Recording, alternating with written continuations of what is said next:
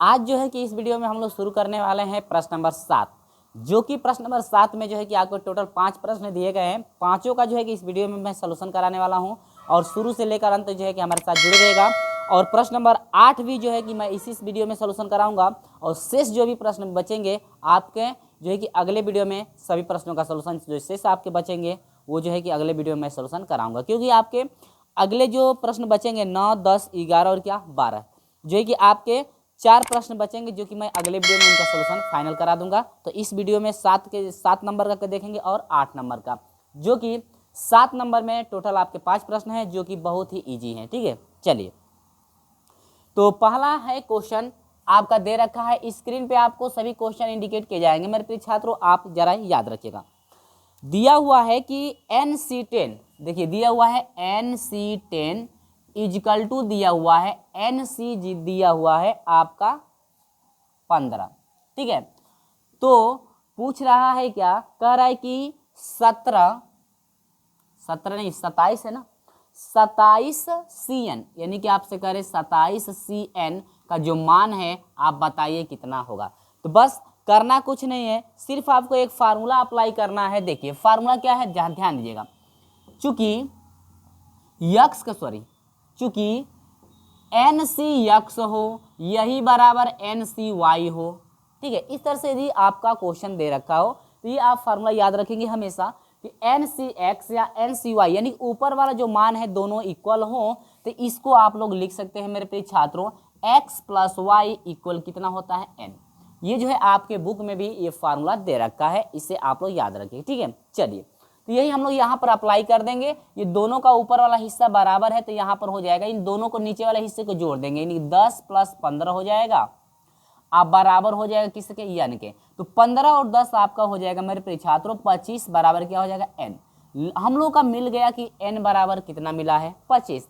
ठीक है, तो मान आपसे पूछ रहा था, ज्ञात करना था 27 CN, तो बस कुछ नहीं करना है, ये 27 हो जाएगा, C हो जाएगा और n की जगह पर आपका क्या हो जाएगा 25। इसको फैक्टोरियल पे हम लोग तोड़ेंगे मेरे प्रिय छात्रों, तो आपका होता है फैक्टोरियल 27। यहाँ पर फार्मूला इसको भी ये भी मैं लिख दे रहा हूँ, NCR बराबर होता है फैक्टोरियल n होता है बटा में n फैक्टोरियल R फैक्टोरियल होता है। इसके बाद दोनों का अंतर n माइनस R क्या होता है फैक्टोरियल। ये चीज़ समझ में आई कि नहीं? ठीक है, चलिए यहाँ पर आपका हो जाएगा, इसके बाद 25 फैक्टोरियल हो जाएगा। इसके बाद अब इन दोनों का अंतर, तो 27 में से 25 घटेगा कितना होगा 2 फैक्टोरियल आपका हो जाएगा। समझ में आई बात? तो अब हम लोग इसको तोड़ देंगे मेरे प्रिय छात्रों, तो आपका हो जाएगा 27 गुणे 26 गुणे आपका क्या हो जाएगा 25 फैक्टोरियल। 25 फैक्टोरियल में मैंने क्यों लिया हुआ है, क्योंकि आपका हर में 25 फैक्टोरियल है तो आसानी से वो क्या होगा कट जाएगा, तो 25 फैक्टोरियल को वैसे ही रहने दीजिए। इसके बाद आपका हो जाएगा गुणे 2 जो फैक्टोरियल है, इस 2 फैक्टोरियल को तोड़ दीजिए, तो 2 गुणे कितना हो जाएगा 1। तो 25 फैक्टोरियल से 25 फैक्टोरियल क्या होगा कट जाएगा, तो आपका टोटल 2 से कटाएंगे तो आपका हो जाएगा 2 एकम 2 हो जाएगा, 2 3 6, यानी टोटल वैल्यू आपका जो मिला है 27 मल्टीप्लाई आपका 13 हुआ, जो कि हम लोग यदि मल्टीप्लाई हम लोग कराते हैं तो 27 गुणे 13 का जब मल्टीप्लाई कराते हैं तो आपका हो जाएगा 315। ये रहा आपका मेरे प्रिय छात्रों फाइनल आंसर। क्या ये सब चीज़ें आपको अच्छी तरह से समझ में आई कि नहीं? ठीक है, यानी कि ये जो है आपका पूछ रहा था कि 27 CN का जो मान है आपका कितना होगा। तो इस टाइप का कोई भी प्रश्न आपका हो मेरे प्रिय छात्रों तो आप तुरंत इसी तरह से अप्लाई करके आप तुरंत मान निकाल लेंगे। ठीक है, तो चलिए ये वीडियो आपको ज़्यादा पसंद आती है तो इस वीडियो को लाइक कर दीजिएगा, शुरू से अंत तक जुड़े रहिएगा, और यदि वीडियो आपको पसंद आता है तो ही लाइक आप कीजिएगा। ठीक है, चलिए तो इसी के साथ हम लोग बढ़ते हैं दूसरे नंबर क्वेश्चन की तरफ। दूसरा नंबर क्या है जरा गौर से आप समझते रहिए। चलिए इसके बाद हम लोग बढ़ते हैं दूसरे नंबर पे। दूसरे नंबर भी सेम आपका यही टाइप है, इसी तरह से आपको सॉल्यूशन करना है।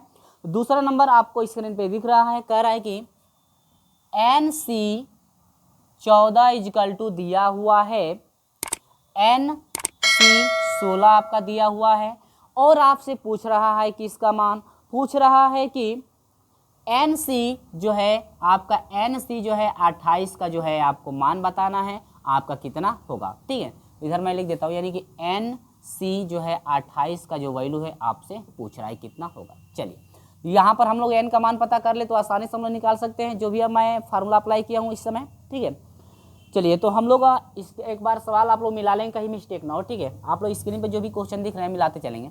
तो ये फार्मूला अप्लाई करो तो ये हो जाएगा 14 प्लस 16 इक्वल आपका n हो जाएगा।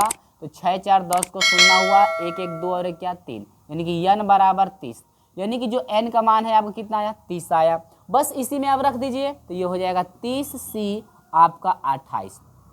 और हाँ एक बात याद रखिएगा मेरे प्रिय छात्रों, कभी भी जो आपका n का मान होता है ये r से, यानी कि ये जो आपका अप्लाई फार्मूला होगा, कभी भी जो n होता है n जो है या तो r से बड़ा होगा या तो r के बराबर होगा, लेकिन कभी भी n का जो मान है r से छोटा नहीं होता है। वो कंडीशन को आप लोग याद, यानी इस कंडीशन को आप लोग हमेशा याद रखिएगा, कभी भी भूलिएगा मत। यानी ये कंडीशन, यानी कि एनसीआर जो है किस रूप का हो सकता है, ठीक ना। यानी कि आपका कहीं हम लिख दिए कि 3c आपका जो है आपका 5 हो जाए तो तुरंत आप कहेंगे सर ये क्वेश्चन आपका गलत है। ये क्वेश्चन क्या है, गलत है, क्योंकि ये प्रतिबंध आपका कभी बनता नहीं है, ठीक ना। चलिए तो ये चीज़ आप लोग याद रखिए कभी भी। चलिए यहाँ पर आते हैं तो फिर हम लोग तोड़ेंगे मेरे प्रिय छात्र। ये हो जाएगा फैक्टोरियल 30 हो जाएगा, बाटा में आपका 28 फैक्टोरियल हो जाएगा, इनटू इसके बाद दोनों का अंतर हो जाएगा, 30 में से 2 घटेगा आपका कितना हो जाएगा, 30 में से 28 घटेगा कितना हो जाएगा 2 फैक्टोरियल आपका होगा। तो इसको हल करेंगे तो 30 फैक्टोरियल को हम लोग ले चल रहा है कहाँ तक 28 तक। तो 30 गुणे 29 गुणे कितना 28, इसके बाद क्या फैक्टोरियल, बाटा में आपका हो जाएगा 28 फैक्टोरियल गुणे 2 को हम लोग तोड़ देंगे तो 2 गुणे कितना हो जाएगा 1। तो 28 से 28 क्या होगा कट जाएगा, और 2 से कटाएंगे 30 को तो ये कितना हो जाएगा 15, यानी कि टोटल हम लोग का बच गया है 15 गुणे कितना 29 बराबर 15 से जब 29 में हम लोग मल्टीप्लाई कराएंगे ना, तो 15 से 29 में मल्टीप्लाई कराएंगे तो 400 मिलेगा 35, ठीक है। 400 कितना मिलेगा 35, जो कि ये है आपका फाइनल आंसर। समझ में आई बात ना, ज़्यादा डिफिकल्ट नहीं है, बहुत ही सब इजी हैं, क्योंकि ये जो भी आपके प्रश्न चलेंगे ना इस वीडियो में बहुत ही आपके आसान प्रश्न सभी हैं, ठीक है। चलिए तो ये चीज़ समझ में आई। इसी के साथ हम लोग बढ़ते हैं तीसरे नंबर पे। जरा गौर से आप देखिएगा तीसरा नंबर क्या है। तो स्क्रीन पे तीसरा क्वेश्चन इंडिकेट किया जा रहा है, कह रहा है सिद्ध कीजिए। तो सिद्ध करने में आपको कुछ नहीं करना है, दोनों साइड को आपको हर हाल में इक्वल कर देना है। तो बहुत ही ये भी अच्छा क्वेश्चन है, समझते रहिए। चलिए दिया हुआ है कि सिद्ध करें कि एनसीआर जो है यह बराबर हो जाएगा एन माइनस आर, ठीक है। ये दोनों साइड को इक्वल करना है, दोनों साइड को क्या करना है इक्वल करना है। चलिए तो एनसीआर पर तोड़ दीजिए तो फैक्टोरियल एन हो जाएगा, बाटा में आर फैक्टोरियल हो जाएगा, दोनों का अंतर यानी कि एन माइनस क्या हो जाएगा आर फैक्टोरियल इजिकल टू ये भी हो जाएगा एन फैक्टोरियल, बाटा में एन माइनस आर फैक्टोरियल हो जाएगा। समझ में आई बात। इन दोनों का अंतर यानी कि एन माइनस हो जाएगा एन माइनस आर, यही ना अंतर निकलता है, यानी ऊपर वाले में, यानी ऊपर वाले में से नीचे वाले घटा देते हैं, ये हो जाएगा एन माइनस एन प्लस कितना आर, एन से एन क्या हुआ कट गया, आर बच गया ना, ये खाली हो जाएगा डॉट आर फैक्टोरियल। समझ में आई बात। तो अब यहाँ पर समझिए जरा गौर से, वन फैक्टोरियल एन से फैक्टोरियल एन, फैक्टोरियल आर से factorial r, n minus r से एन माइनस आर कट गया, यानी कि वन इजिकल टू कितना होगा 1, यानी कि लेफ्ट हैंड जो साइड है यह बराबर हुआ किसके राइट हैंड साइड के। इति सिद्धम, बोलिएगा कंफ्यूजन आपको नहीं हुआ, इति सिद्धम, ठीक है। ये आपका है फाइनल आंसर। समझ में आई बात कि नहीं, बहुत ही आसान है, कोई भी आपका प्रश्न इसमें जो चलेगा डिफिकल्ट नहीं है, ठीक ना। चलिए आगे बढ़ते हैं इसी के साथ। तो हम लोग आते हैं इसके बाद, अगला दे रखा है 10 CR का मान निकालना है। चलिए 4 नंबर पर आ जाइए। तो 4 नंबर का क्वेश्चन देखिए किस तरह से आपको करना है। तो ये तो सिद्ध करने वाला रहा। 4 नंबर क्वेश्चन कह रहा है कि 10 CR जो है यह बराबर होगा, आगे दे रखा है 10 CR प्लस क्या 2। बस ये फार्मूला अप्लाई करना है, यही ना। तो ये फार्मूला अप्लाई करके आर का मान निकाल लें। तो आर का मान निकाल लेंगे तो आपसे पूछा है वैल्यू कि 10 CR का जो है मान है 10 CR, यानी कि 10 CR का जो मान है आप बता दीजिए कि आपका कितना होगा। ये क्वेश्चन मार्क आपका रखा गया। तो बस कुछ नहीं करना है, हम लोग आर का मान निकाल लें तो आसानी से जो है कि हम लोग इसका मान निकाल सकते हैं। चलिए तो यहाँ पर फार्मूला हम लोग अप्लाई करेंगे तो फार्मूला इस फार्मूले के हिसाब से हम लोग चलेंगे तो यह हो जाएगा r+r+2 बराबर हो जाएगा, दोनों घात बराबर है, ऊपर वाला हिस्सा बराबर है तो बराबर हो जाएगा। अब यहाँ से हो जाएगा r2r+2 इजकल टू कितना हो जाएगा 10। यहाँ से 2r बराबर हो जाएगा 10, ये प्लस में उधर जाएगा तो -2 हो जाएगा, तो 2r बराबर हो जाए 10 में से 2 घटा 8 और 2 चौके 8, यानी कि r बराबर जो है आपका मिल गया कितना 4। समझ में आई बात कि नहीं? r बराबर कितना मिल गया 4, r का मान निकल गया ना।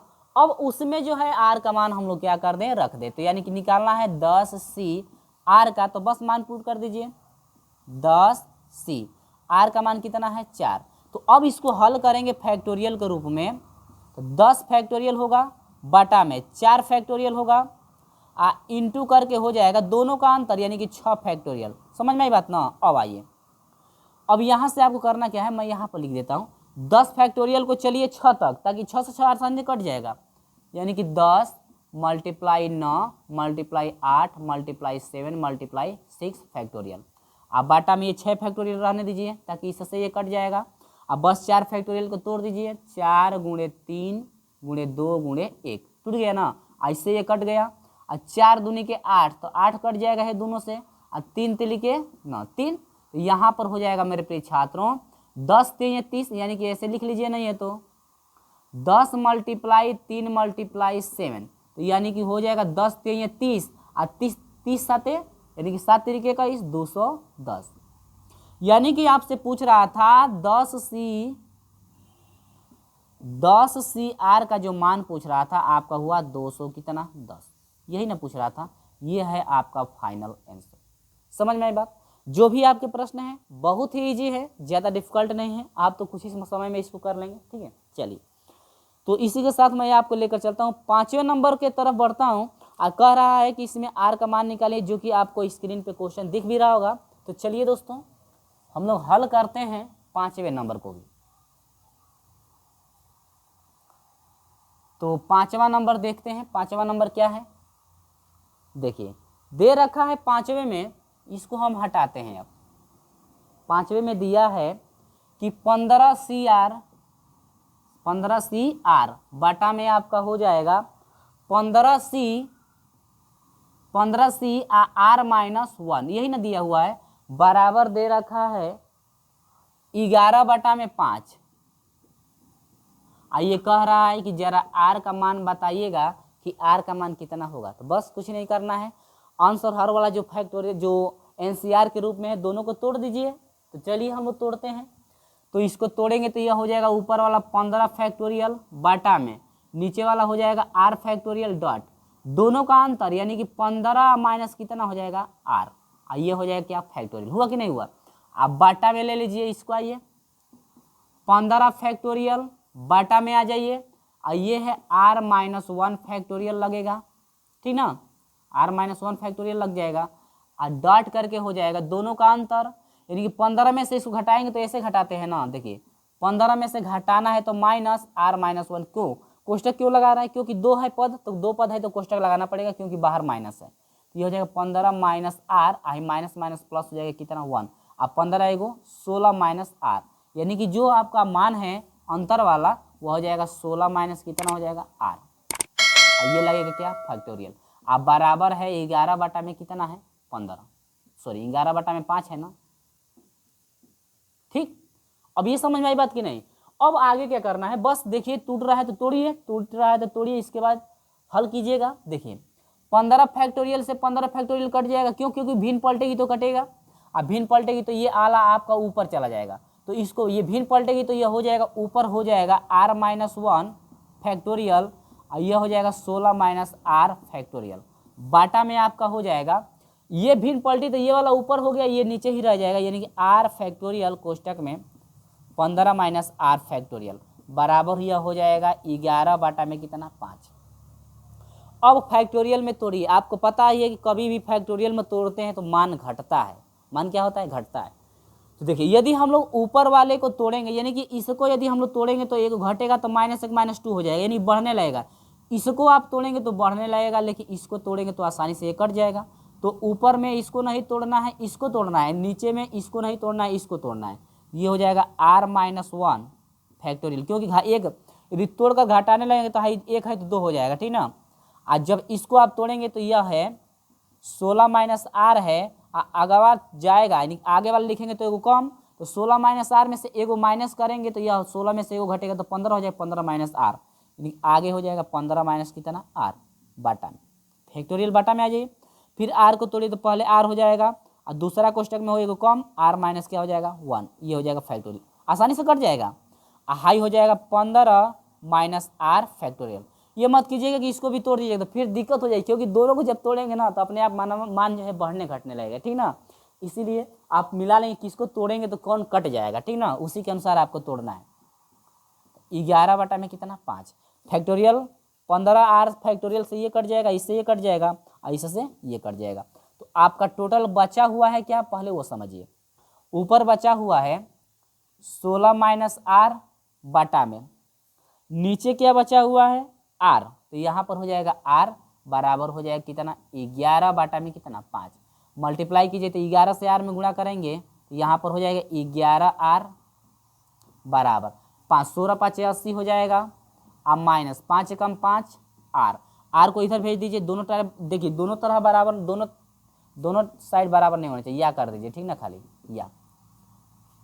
ये 5 इधर माइनस में इधर आएगा तो प्लस, यानी कि यह हो जाएगा 11 आर प्लस 5 आर बराबर हो जाएगा 80। तो 11 5 कितना हो जाएगा 16 आर बराबर कितना हो जाएगा 80। तो 16 एकम 16, 16 5 80, यानी कि आर बराबर कितना हो जाएगा 5। यही ना पूछ रहा था, कह रहा था कि आर का मान निकालिएगा, तो आर का मान कितना आया आपका 5, तो ये रहा आपका फाइनल क्या आंसर। समझ में आई बात। तो ये कुछ प्रोसेस रहा, यहाँ पर तोड़ने का जो फैक्टोरियल में तोड़ने का तरीका है मेरे प्रिय छात्रों वो आना चाहिए। और हाँ, आप जो भी मैं यहाँ पर तोड़ा हूँ आप लोग याद रखिए कैसे जो कि मैं तोड़ा हूँ, तो ये नहीं कि आप ऊपर वाले यानी इसको ऊपर वाले को तोड़ने लगेंगे तो ये और बढ़ने लगेगा और इसको तोड़ेंगे तो ये भी बढ़ने, दोनों को तोड़ना नहीं है, आपको मिला लेना है। जो बड़ा होगा ये माइनस वाले में जो बड़ा होगा उसी को तोड़ना है, 16 बड़ा है इसी को तोड़ेंगे तो आसानी से घटेगा तो आपका 15 आ जाएगा, लेकिन इसमें ये छोटा है यानी आर वाला जो है इसको तोड़ेंगे तो आसानी से ये आ जाएगा, ठीक ना। तो तोड़ने का तरीका जो है आपका बहुत इसमें टेढ़ा होता है, आप लोग ध्यान से इसे आप समझिए, ठीक है, कैसे जो है कि तोड़ा जा रहा है, ठीक है। चलिए, तो उम्मीद है कि ये सब चीज़ें आपको अच्छी समझ में आ गई है, क्योंकि फैक्टोरियल के रूप का सवाल जो है हम लोग बहुत से पढ़े हैं और बहुत को तोड़े हैं, ठीक है। चलिए, तो ये जो है 7 नंबर का 5 तक कंप्लीट हुआ। इसके बाद जो है इस वीडियो का 8वां प्रश्न जो है मैं सोल्यूशन करा रहा हूँ, जो कि आपसे कह रहा है कि 8वां नंबर कह रहा है कि 1 माइनस एक्स का पावर एन के प्रसार में दूसरे तीसरे और चौथे के गुणांक समांतर श्रेणी में है तो एन का मान ज्ञात कीजिए। बहुत ही अच्छा क्वेश्चन है, करना कुछ नहीं है, संकेत भी दे रखा है, लेकिन संकेत कैसे दिया है उसको हम सोल्यूशन करके दिखाएंगे, संकेत कैसे आया है, ठीक है। चलिए, ये वीडियो आप ज़्यादा पसंद आती है तो इस वीडियो को लाइक कर दीजिएगा, क्योंकि ये आपका अंतिम क्वेश्चन है। चलिए, देखिए, वीडियो अच्छा लगती है तो ही लाइक कीजिएगा, ठीक ना। तो चलिए आगे बढ़ते हैं, इसी के साथ हम लोग बढ़ते हैं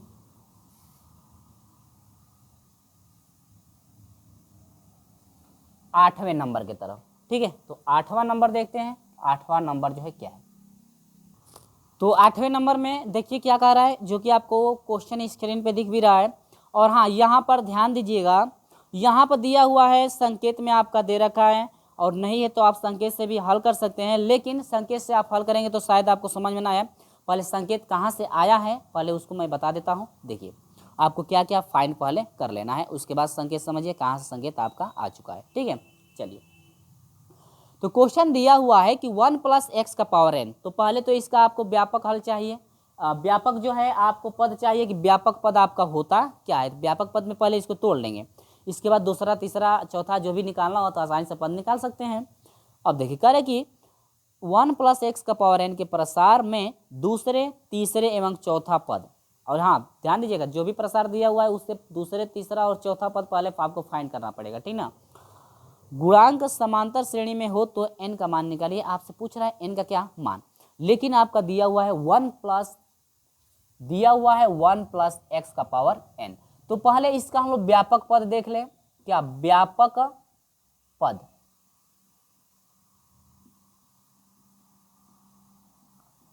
व्यापक पद जो है आपका होता है टी आर प्लस वन, ठीक है।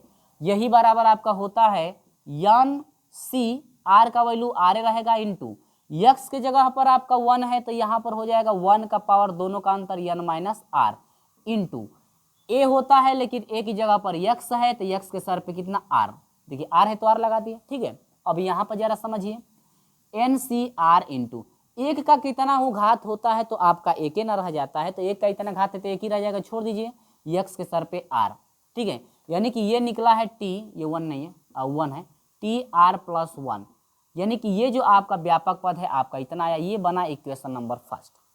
अब इसी व्यापक पद में जो है ये तो आपका व्यापक पद निकल गया, इसी से दूसरा तीसरा जो है पद आसानी से हम लोग निकाल सकते हैं। तो आपको पता है क्वेश्चन में दिया हुआ है दूसरा पद ना, तो अब निकालिए यहाँ पर दूसरा पद। दूसरा पद तो आपको पता है ना दूसरा पद कैसे निकालते हैं, निकालते हैं टी, दूसरा है तो दो खंडों में तोड़ेंगे तो वन प्लस वन, क्योंकि एक भाग वन होना चाहिए, शेष जो भाग बचेगा आपका आर का होता है, बराबर तोड़ेंगे तो एन, एन का मान कितना है एन है, सी आर का मान, ये आर का मान होता है ना, देखिए ये आर का मान होता है तो यहाँ पर आर हो जाएगा वन इंटू यक्स है तो यक्स रखना पड़ेगा, लेकिन आपका आर का मान कितना है आपका वन है, तो यहाँ पर आपका हो जाएगा मेरे प्रिय छात्रों एन सी वन यानी कि एक्स, ये बना इक्वेशन नंबर क्या फर्स्ट। लेकिन यहाँ पर समझिए पहले क्या कह रहा है, करीब जो भी दूसरा तीसरा आप चौथा पद निकालेंगे उसका गुणांक, उसका क्या गुणांक, तो यहाँ पर गुणांक आपका ना यहाँ पर क्या लिखेंगे इसका गुणांक, यानी दूसरा पद जो है इसका गुणांक, दूसरा पद जो है आपका इतना आया लेकिन इसका करे गुणांक, तो यक्स का आपको क्या लेना है गुणांक, यहाँ पर एक्स का क्या लेना है गुणांक, तो यहाँ पर आप लोग लिखेंगे कि दूसरे पद का गुणांक,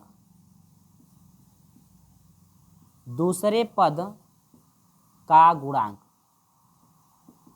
तो आपको पता ही है कि कभी भी गुणांक लेते हैं तो दूसरे पद का गुणांक का मतलब ये हुआ कि जो भी यक्स का आगे रहेगा, यानी यक्स का जितना गुणांक रहेगा वो गुणांक आपका कहलाता है। तो यक्स गुणांक कितना है एनसीआर, एन सी वन है तो एन सी वन हो गया कि नहीं हो गया। अब यहाँ पर इक्वेशन नंबर फर्स्ट इसको ले लिए, इक्वेशन नंबर फर्स्ट बन गया।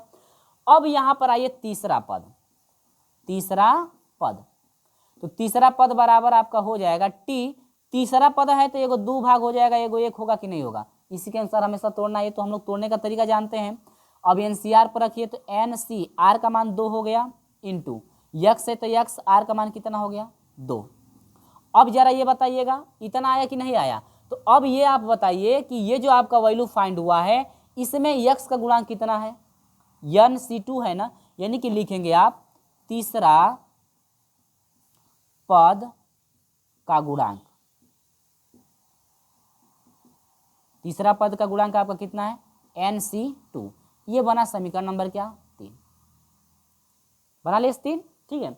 आया ये आप लिखना नहीं चाहते हैं तो जो गुणांक आपका दे रखा है, गुणांक देखिए आपका क्वेश्चन में दिया है गुणांक, ठीक है, दूसरे तीसरे चौथे पद का गुणांक दिया हुआ, तो मैंने गुणांक यहाँ पर लिख दे रहा हूँ, एक्स का गुणांक कितना है, एक्स स्क्वायर गुणांक कितना है, और आपका ये है तीसरा इतना है, ठीक है। गुणांक लिख दे रहे हैं ताकि आसानी से जब भी आप समांतर श्रेणी बनाए तो आपको समझ में अच्छी तरह से आ जाए, ठीक है। या इतना आप लिखना नहीं चाहते हैं तो जो गुणांक आप लिखेंगे यानी कि गुणांक समांतर श्रेणी में है तो आपको ये सिर्फ आपको लेना पड़ेगा, यक्स को नहीं लेना पड़ेगा, उनका खाली गुणांक लेना पड़ेगा, तो इसलिए मैं यहाँ पर गुणांकों को अलग कर दिया हूँ, ठीक है, ताकि आपको और अच्छी से तरह से समझ में आ जाए।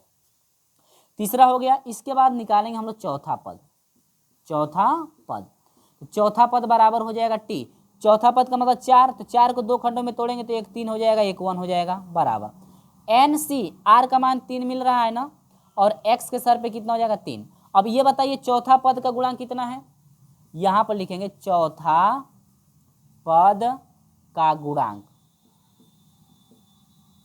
चौथा पद का गुणांक आपका हो जाएगा एन सी 3, ये बना समीकरण नंबर कितना 4। समझ में आई बात ना। अब ये कह रहा है कि जो गुणांक है इनका गुणांक कैसे है समांतर श्रेणी में, गुणांक किसमें है समांतर श्रेणी में आपके गुणांक हैं। तो अब ये बताइए जब समांतर श्रेणी में होगा तो यहां पर लिखना पड़ेगा ना, लिखना पड़ेगा आपको कि गुणांक किसमें है समांतर श्रेणी में।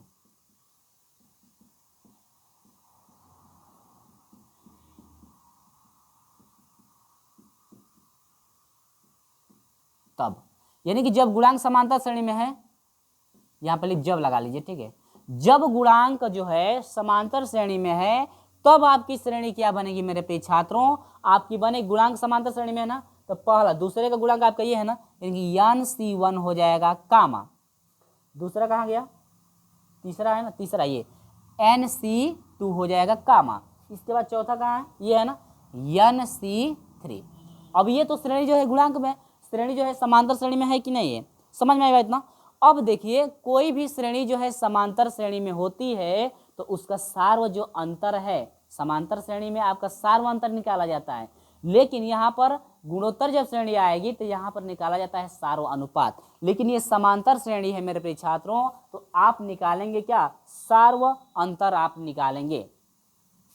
तो यहाँ पर आप लिख सकते हैं कि कोई भी श्रेणी समांतर श्रेणी में तभी होती है जब उनका सार्व अंतर जो है आपका क्या हो, बराबर हो, ऐसे आप लिख सकते हैं, मैं पहले ही बताया हूँ। तो यहाँ पर आप लिख सकते हैं, अर्थात यहाँ पर आप लिख सकते हैं, तो यहाँ पर तो इसका सार्व अंतर ना, अब निकालेंगे सार्व अंतर, सार्व अंतर, तो सार्व अंतर डी होता है, तो सार्व अंतर डी जो है बराबर होना चाहिए, यानी कि इनके बीच अंतर समान का होना चाहिए कि नहीं।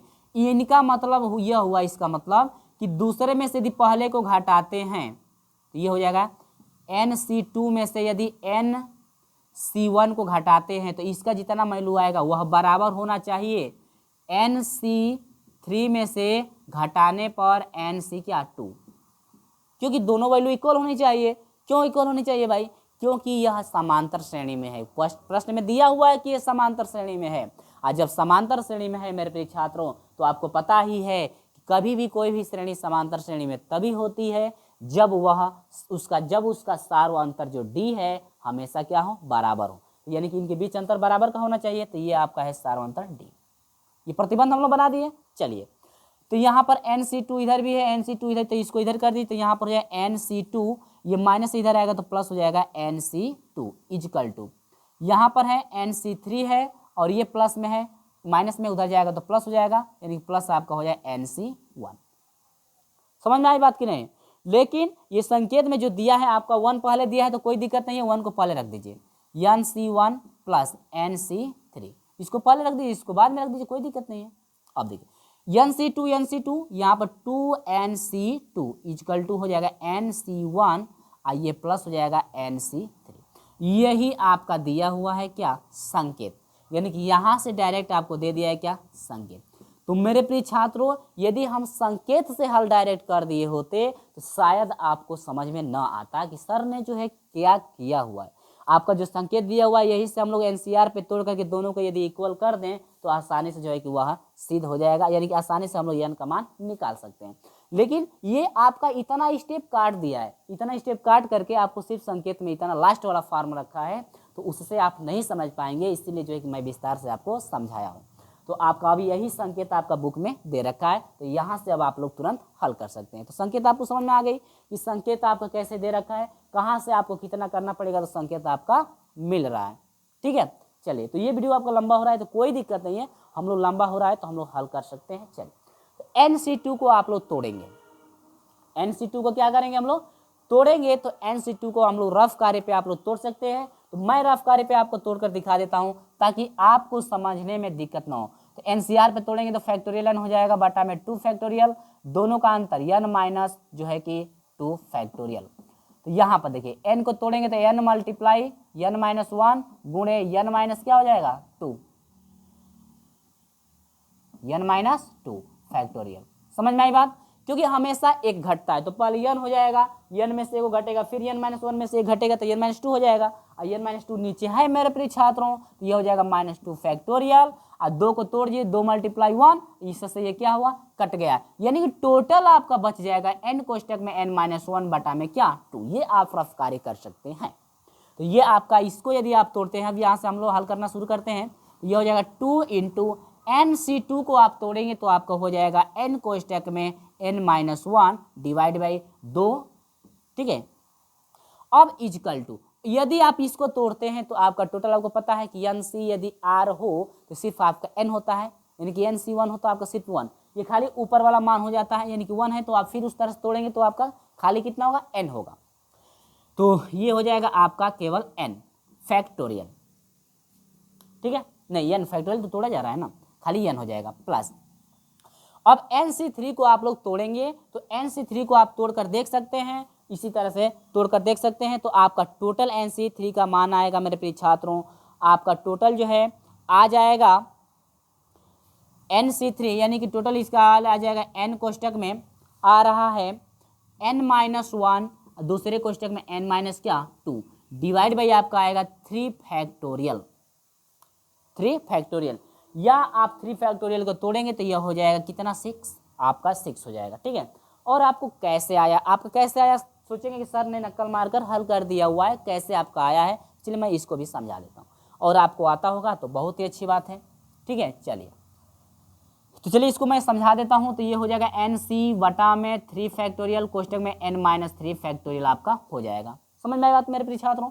तो n को तोड़िए, ऊपर वाले n को तोड़ना है, 3 तक जाना है, तो n हो जाएगा, एक n-1 हो जाएगा, दूसरा n-2 हो जाएगा, तीसरा n-3, क्योंकि ये घटता है फैक्टोरियल, आया कि नहीं आया, बटा में यह हो जाएगा n-3 फैक्टोरियल, और 3 को तोड़ेंगे तो 3 × 2 × 1, इसे ये कट गया, 3 दूनी के 6, तो यही ना लिखा हूं मेरे प्रिय छात्रों n-1 और दूसरे क्वेश्चन में n-2 बटा में 6, ठीक है। समझ में आ रही है बात ना, ठीक है। अब तो ये समझ में आ गया कि हम कहाँ से रखे हैं। चलिए तो 2 से 2 कट जाएगा। अब यहाँ पर देखिए इसमें भी n है, इसमें भी n है, दोनों में से n कॉमन ले सकते हैं आप, आइए नहीं तो पहले इससे इसमें मल्टीप्लाई करा दीजिए, ठीक है। तो हम यहाँ से अब हटाते हैं ताकि स्पेस आपका कम मिल रहा है, तो हम लोग यहाँ पर हटा करके यही से हल कर लेते हैं। देखिए तो यहाँ पर शायद आपको दिख रहा होगा, तो मैं एक स्टेप बढ़ा देता हूँ, तो ये हो जाएगा n कोष्टक में n-1 इजकल टू 6 कम 6 हो जाएगा 6n। अब देखिए यहाँ पर भी n है, 6n हो गया, यहाँ पर भी आपका हो जाएगा प्लस n हो जाएगा, तो n को मैं एक ही बार कॉमन ले लेता हूँ, n को कॉमन ले लेंगे तो यहाँ पर n बाहर चल गया तो 1 बच गया, और 6 से 1 मल्टीप्लाई 6 हो जाएगा प्लस, अब n बाहर गया तो ये हो जाएगा n-1 और दूसरे में n-2, ठीक है। आप पूरे का बट्टा लग जाएगा 6, ठीक है मेरे प्रिय छात्रों। अब ये बताइए 6 से 6 क्या हुआ, कट गया, ये बड़ा कोष्टक लगा दीजिए ऐसे, ठीक है। 6 से 6 नहीं कटेगा, गड़बड़ हो गया, 6 होना चाहिए, n से क्या कट जाएगा, n कटेगा, 6 से 6 नहीं, n से n कट जाएगा। अब यहाँ से 3 मल्टीप्लाई करा सकते हैं, 6 से इसमें मल्टीप्लाई करा देंगे तो आपका हो जाएगा 6 से n में कराएंगे तो ये हो जाएगा 6n माइनस 6 एकम 6, तो ये हो जाएगा आपका 6। देखिए स्पेस यहाँ पर स्पेस कम है, इसलिए मैं यहाँ पर डायरेक्ट कर दे रहा हूँ, नहीं तो हम लोग एक बार इसको उतार देते इसके बाद 3 मल्टीप्लाई कराते, तो यहाँ पर कट गया है तो इससे यहाँ पर मल्टीप्लाई मैं 3 करा दे रहा हूँ, ऐसे 3 मल्टीप्लाई, तो 6 से आपका n में गुणा 6n हुआ और 6 से 1 में गुणा आपका 6, समझ में आई ना। अब यहाँ पर ये 6 प्लस है तो आप लगाएंगे 6 प्लस, ठीक है इतना, चलिए ठीक है। अब इसके बाद इन सभी का मल्टीप्लाई कराएंगे, तो सभी का मल्टीप्लाई कराएंगे तो आपका मल्टीप्लाई करने के बाद हल उल करके आपका टोटल आएगा, एक ही बार मैं लिख दे रहा हूँ, n² - 3n + 8, यानी कि आपका आएगा टोटल हल करके आएगा आपका n² - 3n + 8। आप टोटल हल कर सकते हैं इनका मल्टीप्लाई करके और प्लस 6 के साथ हल करके आप हल कर सकते हैं कितना आपका आ रहा है, ठीक है ना। तो आप हल कर लेंगे, मैं हल करूंगा तो शायद यहाँ पर जगह जो है कि स्पेस कम है, इसलिए जो है कि मैं डायरेक्ट कर रहा हूँ। अब तो यहाँ पर आपका हो जाएगा, इसको इधर ही छोड़ दिए, यानी कि n² - 3n + 8 है, ये आपको टोटल उधर जाएगा मान, तो ये प्लस में इधर आएगा तो -6n हो जाएगा, ये प्लस इधर आएगा तो माइनस इधर आएगा तो प्लस 6 बराबर 0, ये हो जाएगा n² - 3, यहाँ पर आइए देखिए ध्यान दीजिएगा, -3n - 6n तो 6 3 9 -9n, ठीक है ना।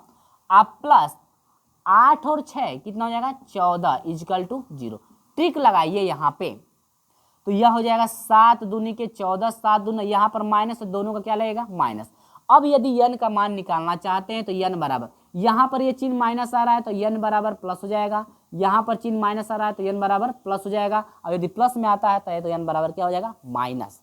समझ में आई बात। अब देखिए ये जो संकेत दिया हुआ ध्यान दीजिएगा, अभी मैं पहले या दूसरे में बताया हूं कि कभी भी n जो है आपका हमेशा r के बराबर होता है या r से बड़ा होता है। तो देखिए क्या यहाँ पर जो भी आपका r का मान है 1 2 3 r का मान है, क्या ये जो 2 है किसी के इक्वल है, सबसे जो बड़ा r है वह 2 है, n का मान छोटा है ना, तो सबसे बड़ा जो है इसमें r का मान 1 है, लेकिन वहाँ पर n का मान 2 है, तो क्या यहाँ पर n का मान 2 रखोगे 2c3 हो गई? होगा नहीं। कभी भी जो है r जो है n से बड़ा नहीं होना चाहिए, लेकिन r यहाँ पर 3 है, वहाँ पर n 2 है, तो वो n छोटा है ना r से। इसमें r सबसे बड़ा कितना है? r सबसे बड़ा 3 है, 3 r है ना सबसे, लेकिन वहाँ पर n जो है 2 है। तो यहाँ पर ध्यान दीजिएगा, यहाँ पर ये r का मान नीचे वाला हिस्सा होता है ना, यहाँ पर नीचे वाला हिस्सा r का मान होता है ना, तो कभी भी r जो है n से बड़ा नहीं होना चाहिए। लेकिन यहाँ पर हम लोग देख रहे हैं कि यहाँ पर r जो है 3 है, लेकिन यहाँ पर n आपका 2 है, यहाँ पर r अधिक है, यहाँ पर n क्या है? कम, n छोटा है ना, तो ये वाला आपका कट हो जाएगा, क्योंकि छोटा वाला कभी मान होगा नहीं, क्योंकि हमेशा जो n का मान है r से बड़ा ही होगा। तो इसमें जो है n का मान आपको वही लेना है जो 3, 1 और 2 से क्या हो? बड़ा हो। तो इससे बड़ा 7 है ना, तो आंसर में आपका हो जाएगा मेरे प्रिय छात्रों n बराबर कितना? 7। ये रहा आपका फाइनल आंसर, ठीक है। तो मेरे प्रिय छात्रों, ये जो चीज़ें हैं आप लोग जरा इसमें याद रखिएगा कि कैसे जो है प्रोसेस आपका चला हुआ है। और ये जो आपका संकेत दिया था, आप संकेत से भी हल कर सकते हैं, यहाँ से डायरेक्ट आप संकेत से हल कर सकते हैं, लेकिन ये सब चीज़ें मैं इसलिए बता दिया हूँ कि आपका क्वेश्चन में क्या कर रहा है, ताकि आपको स्टेप बाय स्टेप समझ में आ जाए। जो संकेत ये रखा है, आखिर में संकेत कहाँ से रखा है, किस तरह से हल करके रखा है, इसलिए मैं यहाँ पर सोल्यूशन आपको करा चुका हूँ कि आपको कहीं भी कन्फ्यूजन न हो। ये आपका रहा प्रोसेस। और ये वीडियो आपको ज़्यादा अभी तक की पसंद आई है तो इस वीडियो को लाइक शेयर अपने दोस्तों में जरूर कीजिएगा। चलिए दोस्तों, इसी के साथ मैं मिलता हूँ अगले वीडियो में, तब तक के लिए बाय बाय।